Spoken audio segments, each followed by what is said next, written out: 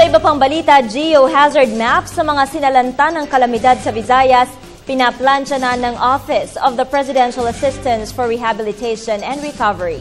Ang detalye sa ulat ni George Bandola. Magiging basihan na para sa bubuuing National Land Use Policy ang high-resolution satellite imagery na ilalabas ng National Mapping and Resource Information Authority.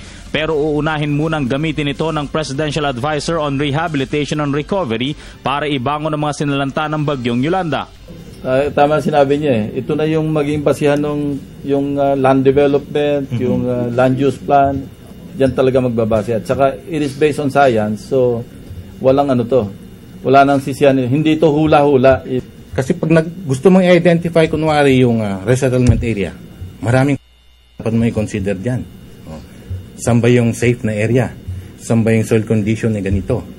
Saan ba yung posibleng daanan ng tubig pag bumaha? All of this you can extract from the database. Yun ang pinipilit natin gawin ngayon. Ayon kay Lacson, may mga nailabas ng geohazard maps noon pero tila binaliwala ito ng pamahalaan kaya marami ang nagiging biktima ng iba't ibang kalamidad mula sa bagyo, lindol, baha, landslide, volcanic eruption at storm surge. Right now, ang in-identify ng DOST na hazards, dalawa, storm surge and floods.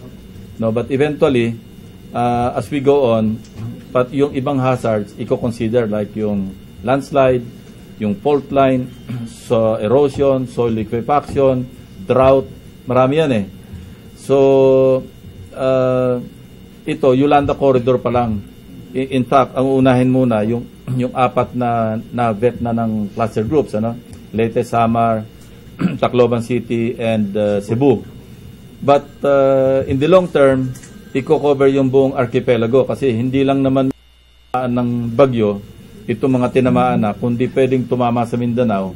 But the whole program or the whole project will cover the entire Philippines.